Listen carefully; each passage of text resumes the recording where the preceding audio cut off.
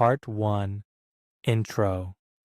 If I could choose between world peace or a reasonable amount of fortune, my first Lambo would be blue. When I was young, I thought that money was omnipotent. Now I'm grown up, and it can't be truer. Some people say that 99% of things in the world can be solved with money, but what they didn't say is that to solve the remaining 1% requires more money. So I watched several documentaries on YouTube on the luxury lifestyle of the wealthy kids. They wear fancy clothes, go to school in helicopters, drive sports cars, dine in expensive restaurants, keep exotic animals as pets, own their own shoe collection rooms, hang out with celebrities, and enjoy all sorts of privileges throughout their daily lives. I pondered, what is it that I am envious of? Do I really need crocodile leather handbags? Do I really need a private zoo? Do I really need a dressing room with 1,000 pairs of designer shoes? Do I really need 50 sports cars? I finally recognized that what I envy is not the luxury things themselves, but the high status,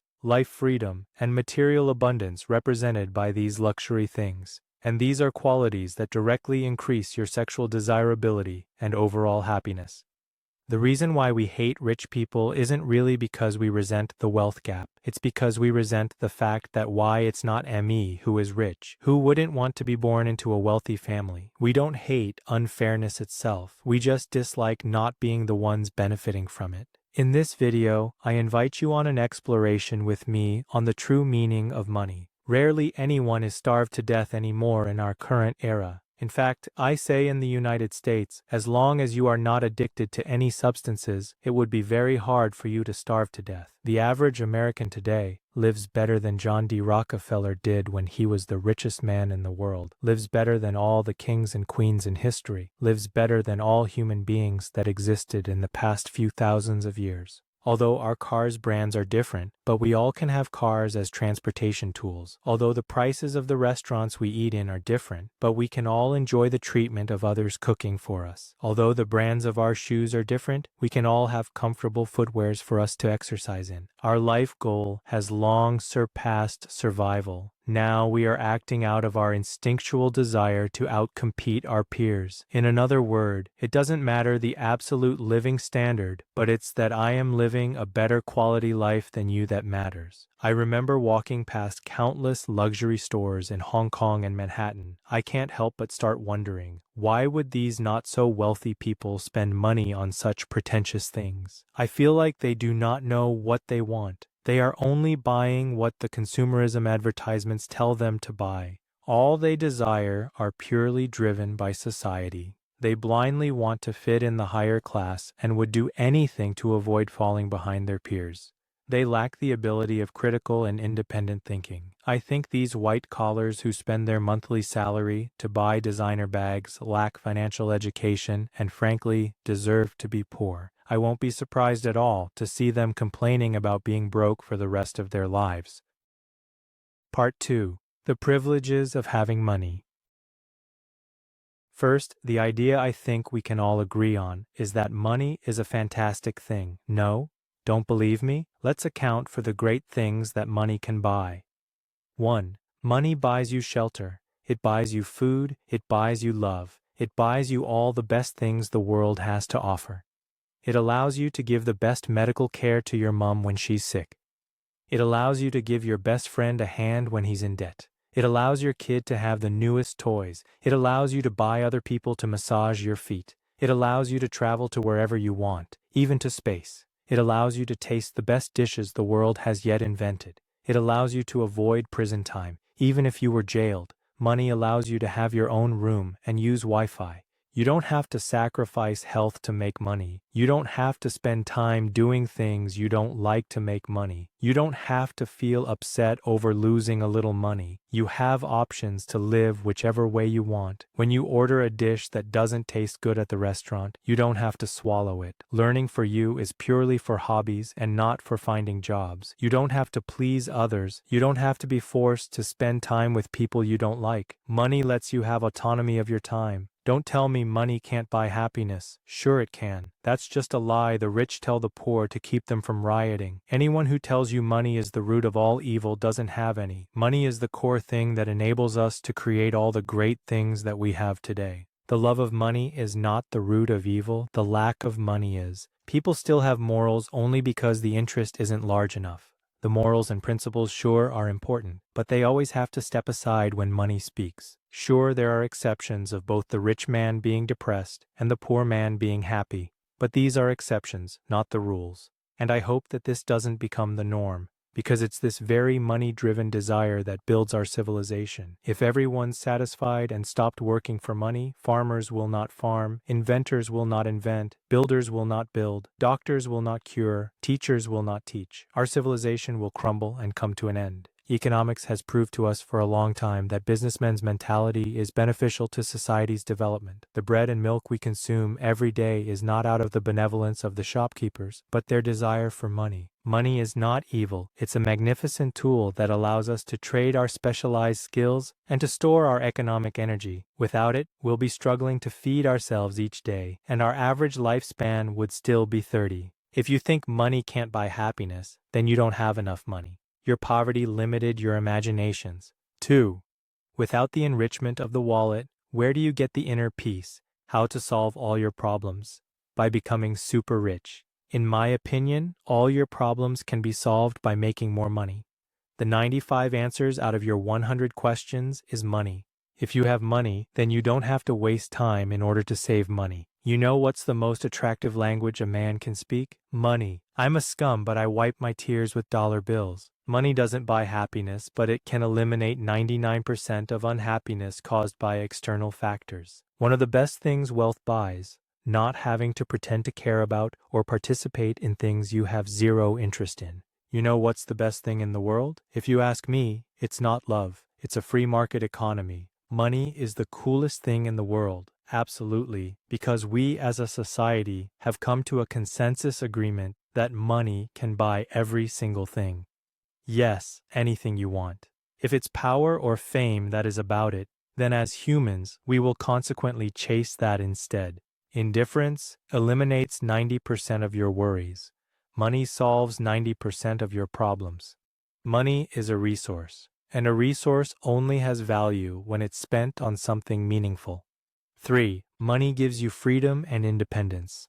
Dan Bilzerian said, "A lot of people want money for power, they want for respect or whatever, but at the end of the day, money is always freedom, because when you have a lot of money, you can do whatever you want, nobody tells you what to do." Some studies have found that in an interaction experiment with strangers, the richer the person, the lesser attention and interactions they show to the other party. We can also say that poor people being nice and kind are out of the pure instinct of being selfish, because they might need help and resources from others in the future. In another word, they are helping you and being nice to you only because they are intentionally or subconsciously expecting things in return. This is the hard, cold evolutionism. Everyone's on their own. I don't know how you think of this. Maybe you have the weak man mentality and started cursing at the rich, or you have a strong man mentality. Since I can't change the rules of the game, then I choose to join, to adapt, and to excel in this game. A wealthy guy said this about having money. "Now I have the power to fly to any country on earth. I can book a plane ticket tonight, I can go for 2 or 3 weeks, I can buy clothes there, I can book hotels there, and I come back and nothing happens." One of the best things money buys is freedom from conformity. The power of money is not the things you can buy with it, it's the optionality and the freedom that it affords you. What money can buy you? The freedom to say no. Money gives you the ability to walk away from people and situations you don't like. 4. Why men needs to have money. Half of being a good father is just making enough money.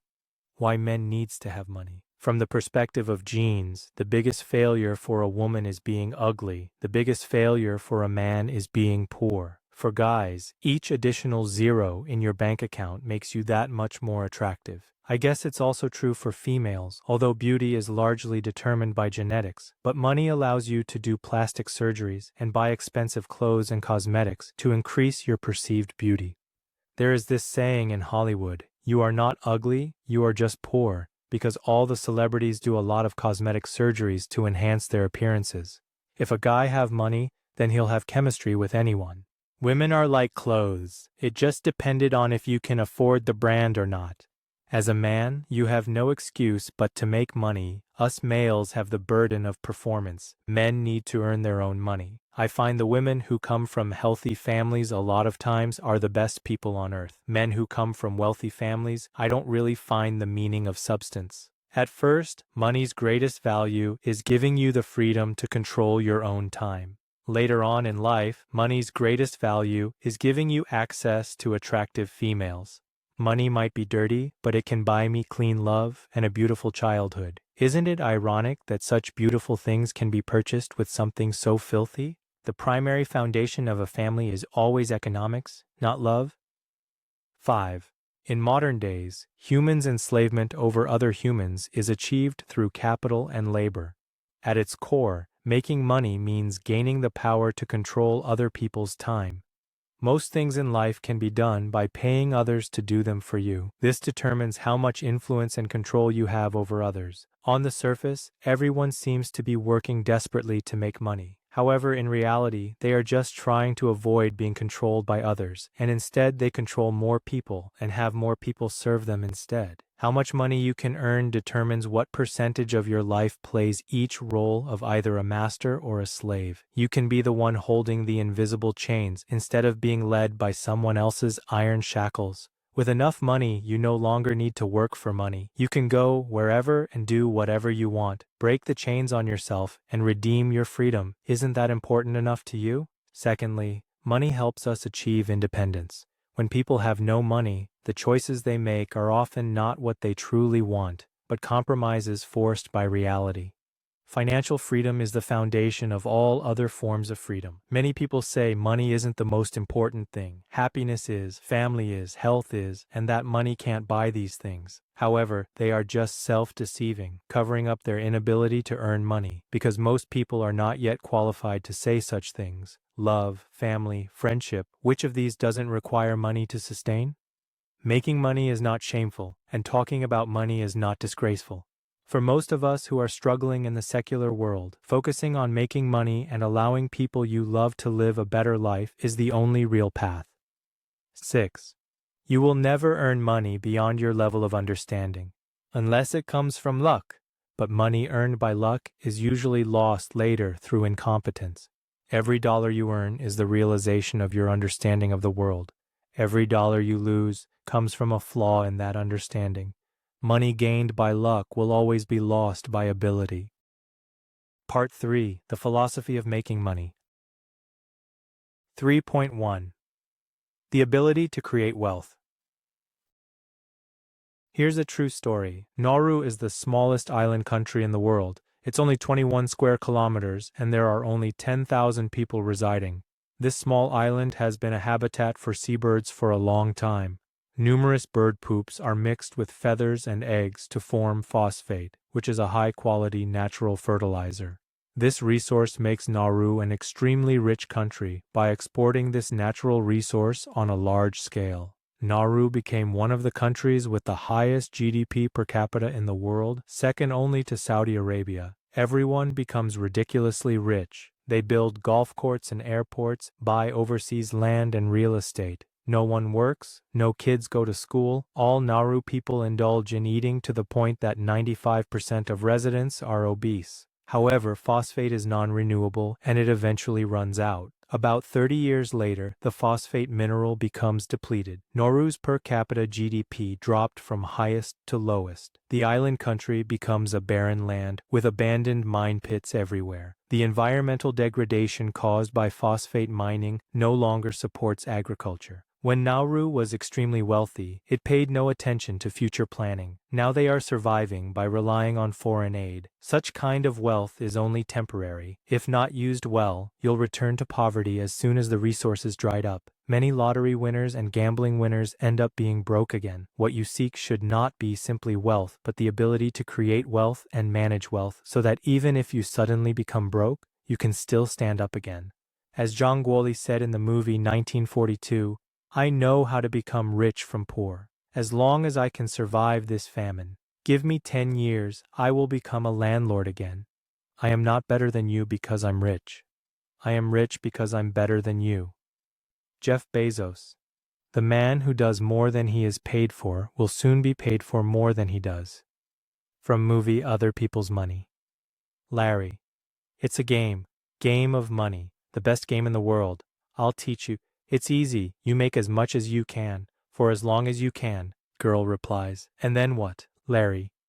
Whoever has the most when he dies, wins. I'm a capitalist.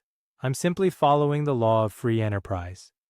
Girl. One day, we'll smarten up and pass some laws and put you out of business. Larry. They can pass all the laws they want. All they can do is change the rules. They can never stop the game. I don't go away. I adapt. 3.2 Money you received equals values you provided. Instead of focusing on how you can make money, think about what product you can produce or what service you can offer that is valuable and useful to other people. What needs of others can you fulfill? What things can be done in a better or more efficient way? What problems can you solve? Society doesn't care about how skilled or talented you are. It doesn't care about your passion or interest. It doesn't care about your morals or personality. Society only cares about what you can give. Like an entrepreneur, you can't just make stuff that only pleases you. You have to find out what people want and are willing to pay for it, then go make those kinds of stuff. People don't care about who you are, what you love, what you've done. They only care about having their problem solved. Business is the relationship of exchanging interests. You helped someone to solve their problem, only so he gave you money. Not that you want to make money, so he will give you money. You are making money because you provided value to other people. The more value you can provide, the more money they'll pay you in return. To become rich, deliver as much value as possible to as many people as possible. Making money is essentially providing value, not following your passion. Society values you based on your utility. People in a tough spot always focus on their own problems, when the answer usually lies in fixing someone else's. Stepping Schotterman.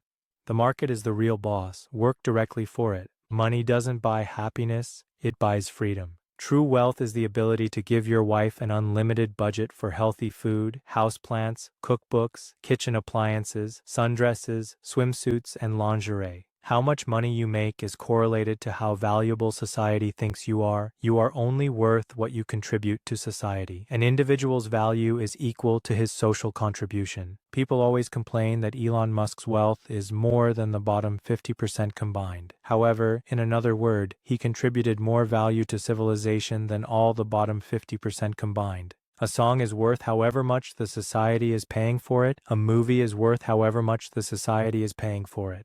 A new technology invention or new medicine development or any creations is only worth however much the society is willing to pay for it. Money doesn't care about your skin color, race, gender, or upbringing. The market is the market. Wealth is a just measurement of people's contribution to society. Money comes as a monetary equivalent for a certain value you provide to the world. Focus on creating value, and money becomes a natural result. Of course, there are unethical and unfair ways to make money. Do what you wish with that info. People in the workplace are always concerned about one topic. When can they get a promotion and salary increase? When people consider this matter, they usually see it from the perspective of the employees. They tell their employer what they have done, so the company should give them this in return. However, we need to think about this matter from the perspective of the employers. From their perspective, it is not your past achievements that determine your promotion and salary increase, but your future value to the company. How much money you can make for the company in the future determines your promotion or salary increase, be it your own achievements or the value increase you brought to the entire collaborative network. You always need to think from the other person's perspective. You have to read the other party's needs. Your selling point should be how you can benefit them. For example, if you are looking for a job, don't just say that you went to a good university, got 3 certificates, and have 5 years of relevant experience, but say, I know you want to develop this area. I have certain ability and experience so that I can do such a project very well. I can help you make more money than the money you'll pay me. If you studied economics, you should know that the value of an item is determined by its supply and demand, and it has nothing to do with the material cost, production process, or labor time. Price determines cost, not cost determines prices. Similarly, how much money you made has nothing to do with how much hours you worked, how serious and dedicated you were, or how polite you were to your boss. It's only determined by how irreplaceable your skills are, how much money your skill set brings to your boss. Of course, areas like politics are an exception here. I'm mainly talking about in a free market economy. If you want to make big money, good. Provide something unique and hard to substitute in the first place. Because rare things always command a high price. For most jobs, you are getting paid based on how hard you are to replace. Another example, let's say you're struggling between the two careers. I advise you to choose the one that yields the most value to the world. And you found out how much value you yielded by looking at how much money the society is paying you. If you give people something they want, they will thank you with their money. Hopefully by now I taught you a more wholesome philosophy of money. Don't be ashamed of pursuing money. Like Luo Zhenyu put it, doing business is not shameful. Making money is not disgraceful. Making money means that we are valuable to the world. We can make our parents live better by making money, and we can travel abroad. We can make our family and children no longer being upset over trivial things. We can have the ability to help friends or whomever stranger you feel like helping. I don't see anything wrong with that. Don't feel like you must have wronged someone in order to make money. As long as you are doing things in a legal and ethical manner, making money is the most decent way of living in this world. Making money makes you great. Here's a mind-blown idea pointed out by Professor Anthony Davis. He said, "A person who is super rich means that he provides more value to society than he asks for in return." The dollars are IOUS. It says that you owe me more stuff that I'm not consuming because you value the stuff I gave you more than the stuff you gave me in return. When people look at the pile of dollars and say, well, these rich guys need to give back to society. No, the pile of dollars is an indication that society actually owes him more stuff than he's currently consuming. You give me a lot of dollars because you highly value the good or service I gave you, and you don't ask for a lot of dollars in return because the stuff you can give me are stuff people don't put a lot of value on. Let's say I earned $6,000 a month. This was due to my hard work and contribution to society. My cost of living is $3,000 a month, and that is the resources you asked from society. And the remaining $3,000 you saved is your net contribution value to this society. In such a manner, the rich man has actually asked way less than what he contributed to the world. We should thank them. Don't you thank Steve Jobs for creating the iPhone? Don't you thank Bill Gates for creating the computer? We can go one step deeper. Think about the following sentence. Only the money you spent is truly yours. Take a moment and let that sink in, because money is essentially IOUs that's not yet materialized. Only when you spend the money and get service or goods in return, then the money has actually provided its value for you. Another lesson that can be learned from this value contribution philosophy is upon making a decision, I will take into consideration which choice will create greater value for the society and be more beneficial to mankind. For example, suppose I am equally good at gambling and entrepreneurship. I would choose the latter because gambling is a zero-sum game. If I win, then someone loses, but creating a profitable business is making the pie bigger and becoming richer with others. I'd rather make money with others together than take money from others. 3.3 Different modes of making money. In order to make money, everyone needs to trade something. How much you can earn depends on what you can sell. Today, what a person can legally sell can be put in 3 categories. A. Sell your time. Most people make a living in society by selling their time. However, different people with different skill sets can sell their time at a different rate. The rate one can command is determined by the uniqueness and valuableness of their skill set. Career success is based on 2 axes: how necessary your skill set is and how unique your skill set is. A professor in humanities makes a crappy wage because while his skill is unique, it is not perceived as valuable by society. A sanitary worker's skill set is totally necessary, but not unique. A cardiac surgeon is far in both axes, thus he is paid handsomely. If your skill set is being a waitress, then there are numerous homogeneous competitors that can offer the identical service. Due to supply and demand, the wage will automatically be driven down to the lowest. Such people have little bargaining power and are being slaughtered at the bottom of the food chain. Remember, the more irreplaceable your work is, the more money you can command. Now ask yourself which skills of yours can quickly fill the vacancy needs of society. What are you an expert in? Is it hard to own this skill set, and is it monetizable? On top of this, there's a higher level way of selling time, that is to print your time.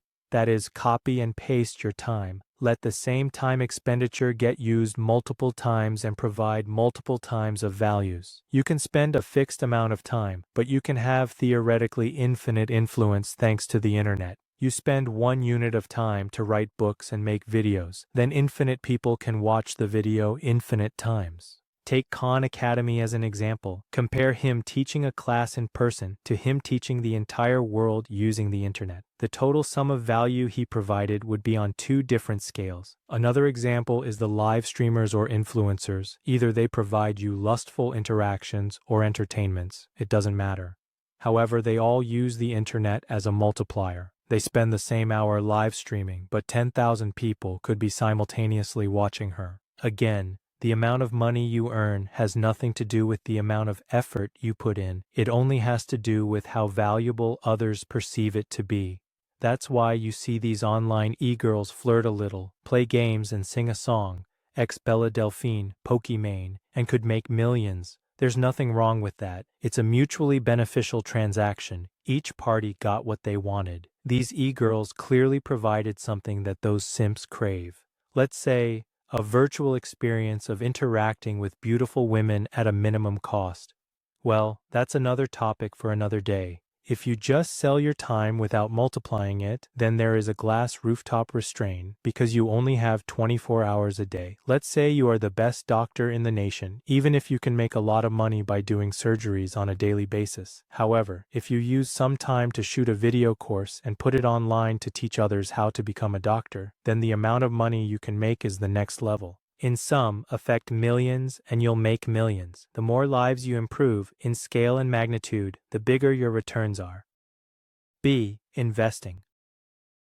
Physical productivity is less than mental productivity is less than capital productivity. We have now entered an era where the rate of return on capital is higher than the rate of return on labor. For example, nowadays in China, the main carrier of personal wealth growth is real estate appreciation. The direct manifestation of this phenomenon is that even if the housing price rises just a little, it'll wipe out ordinary white-collar workers' years of hardly saved income. No matter how much they earn, they cannot keep up with the speed of asset appreciation. Hong Kong people call buying a house get in the car. Imagine a group of people running after the car. As long as you can jump on the car, you could be sitting or lying in the car, you'll still move faster than those chasing outside. This is the magic of making money from money. Investing comes in forms of venture capital, stocks, dividends, real estate appreciation, rent, bond interest, stock dividends. These are all forms of using money to make money. Essentially, you are having other people working for you. However, this is also a risky business. If you invested in the wrong thing, like P2P or a fraudulent company, you might lose everything. C. Doing business. In essence, doing business is resource integration, 整合资源. You integrate different resources and labor and parts, eventually make them into a product that commands a price higher than your cost. Resource integration is to do more with less. For example, what do most people think when they hear the word working hard? Poor people will only think that they need to work hard. If you just work hard by yourself, then you won't utilize the power of leverage. When rich people hear the words, work hard, the first thing they think of is how to build a team to leverage more people's time to create greater impact. They know how to leverage the time and money of others. If you think about relying on per unit time to exchange money, it is difficult to become a real rich person. The real rich people are not people with excellent skills, but people who integrate resources, let money make money, and let others work for them. The boss's task is not to perform on stage himself, but to weave a celestial net to let more people perform on it. Anyone who goes on to perform, the boss makes a cut. The rich get paid according to the results, and the poor get paid according to time. 富人根据结果的报酬，穷人根据时间的酬劳。The people who wear silk are not the silkworm farmers. 变身罗辑者不是养产人。No coal miner has become a coal mine owner by mining fast and good. The rich always get their money from the poor. 因为富人的钱永远都是从穷人那里获得。Sure, the live streamers are lucrative by printing the time, But it's much more lucrative to be the live streaming platform. Shaquille makes a lot of money by being a basketball player, but that level is only called rich. Those old white folks signing the paychecks of Shaquille are called wealthy. Part 4. The Philosophy of Spending Money. 4.1 Minimalism. The things you own end up owning you. We've now entered an era of abundance of material. Things we own are shifting away from necessity and closer to showing off status. A few years ago, a new fresh trend called Duanshichi started in Japan. It means break away, let go, and throw away. The core idea is, we should only own things because we really need them, not owning them to try to prove ourselves with those items. We have to correctly understand our relationship with products, otherwise we will enter an endless cycle of blindly pursuing possessions. Let me stress this point again. It's not about the cloth itself, it's the wealth status it conveys. The African primitives couldn't tell the good or bad among Burger King uniforms, expensive three-piece suits, or fashionable clothings. Clothes are just a tool to show off wealth and status. An important meaning of luxury goods is to distinguish the class. Just like animals, human beings demonstrate their mating value via clothing. That's how fashion works. Every social class wants the fashion of the class above them, while the class above only wants to separate itself from the class below. That's why fashion always has to be chased. All those hyped sneakers, new iPhones, and designer clothes, people who love showing off are often the most insecure inside. They are merely relying on these external things to cover up their inner insecurities. So instead of focusing on your superficial appearance, why not dedicate that time and energy on some real achievements? Think about the following scenario.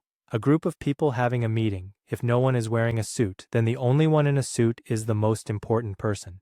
If everyone in a group wears a suit, then the only one who does not wear a suit is the most important person. Here's something that I resonate a lot with other travelers. The more you travel, the more you understand that fancy clothes, shoes, any luxury items, these external things are superficial and meaningless. In the US, many African Americans wear big gold chains around their necks or put on flashy clothes and shoes. I think this is because of their deeply resided feeling of inferiority and insecurity of being poor. Thus, they use the most pretentious way they can find to show off their newly earned wealth.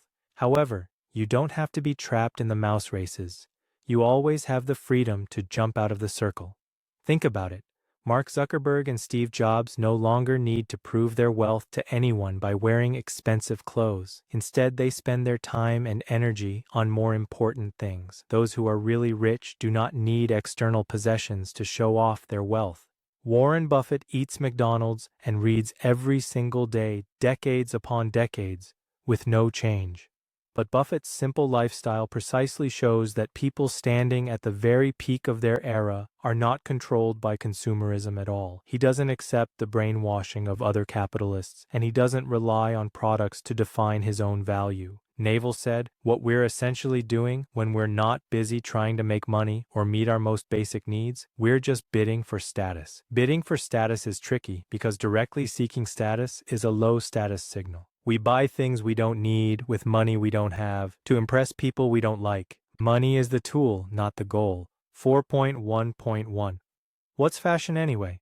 Below, I want to give you some deeper analysis into what fashion actually is. You know what fashion actually is? Fashion is a tool that people use to deliberately reinforce their social class difference from others. You might think you're just expressing your own uniqueness, but most people are just trying to imitate the social class above them. As a result, people consciously and spontaneously imitate the fashion expressions of higher social classes. After some time, consumerism blurs the class boundaries. What was once considered fashion now spreads rapidly across the entire society. Then those who were originally being imitated then become irritated because the sense of superiority they worked so hard to build has been flattened. Once widespread imitation prevents them from maintaining that superiority, they abandon their previous aesthetic preferences and chase newer trends. And there will always be latecomers who follow and imitate these new styles. Over time, these styles too become unfashionable. That's why fashion is something that is forever changing. People who seem to pursue fashion and individuality are often, in reality, demonstrating the greatest lack of individuality. They are simply being brainwashed by marketing, consumerism, and constantly shifting aesthetics. Personally, I don't buy new clothes. The clothes I wear now are from years ago. I only buy new clothes when I throw out the old ones, because I genuinely have no desire to buy new ones. I feel that endlessly chasing trends actually erases individuality. Clothes, to me, just need to be enough to wear. I go out clean. That's it. I've never felt the need to dress flashy. Once I stopped relying on so-called fashion to build confidence, the people around me stopped judging me by what I wear. Confidence is something you give yourself. When your inner world is full and you have your own values, how could you be controlled by objects? Laughing up at the sky as I step outside, how could people like us be ordinary? If your confidence comes from objects, then it is never real confidence. And if someone judges you by the clothes you wear, that alone shows they are not worth befriending. After all, clothes and shoes are nothing more than industrial mass-produced items. There is no real value in collecting them. Wearing all kinds of famous brands, wearing all kinds of jewelry, eager to be seen by others and attract others' attention. Yes, you were seen, but what they saw was your things, not you. For man, what you drive or wear doesn't make you who you are. What you do defines who you are. Like Socrates said, there are so many things in this world that I don't want. 4.2 Invest in yourself. During your early years, it is much more important to invest in yourself rather than doing a part-time job like tutors, waitressing, sales, cashiers, deliveries. The common feature of such jobs is that the threshold is very low. It only requires repetitive skills, mechanical labor, and time. They are the lowest way of exchanging money with time. You are selling your time cheaply. It doesn't help at all for your future growth. My recommendation is that don't waste time looking for a part-time job unless you are really constrained by money. The little money you earn is not worth your precious youth. Instead, I encourage you to think in the long term. Use your free time to invest in yourself. Learn as much as you can, experiment as much as you can, because you will earn money on a different scale when you are older. You might say doing a part-time job will practice your hard-working skills. Actually, working hard doesn't worth much. In this era, working smart is much more important than working hard. For example, to make an information chart, you spend 5 days and use perfect Photoshop skills, whereas the other person spent one afternoon using free AI models online and does it better. In this era, finding and cultivating your core, irreplaceable, scarce skill set is the most valuable thing. So don't waste time to pick up the small change on the roadside. Look in the long term and only choose to do things that accumulate to your skill set. Rather than worrying about how to save money, think instead how you can make more money. You can never make all the money in the world, not to mention you'll have the rest of your life to make money. My philosophy of consumption is that compared to external consumption, such as buying clothes, I am more willing to invest in myself, such as buying a tennis racket, an online course, such things that cultivates my ability for the long term. I regard such ways of spending money as an investment behavior. The things you buy with money are used to improve yourself. The reward is that you become a better person in the future. 4.3 Experiences over possessions. There have been numerous studies proving that the happiness experiences last much longer than purchasing items. Experiences could be taking a course, learning to build a new thing, go on an adventure, picking up a new hobby. My number one favorite is traveling. Traveling is such a great topic that I'll make another video on it. Experiences shape who we are as individuals, and once we acquire them, they never leave us. So in that sense, they have an enormous value. Experiences enrich our lives that materialistic possessions never can. Don't buy stuff that will eventually own you. A flashy car that constantly breaks down? A vacation house that constantly needs maintenance? It seems like you bought yourself a job and endless headaches. Should have just rented instead. I'm always very generous when it comes to buying food for friends, even though that amount might feel financially painful at the moment, but you don't get a chance to go back ever again to take advantage of an opportunity to be generous. There will be a point in the future where that dollar amount will no longer matter to me anymore, but I can't come back to have this opportunity again, so invest in your friendships. I also think money used to buy faster and better electronics that boost your productivity is a great investment.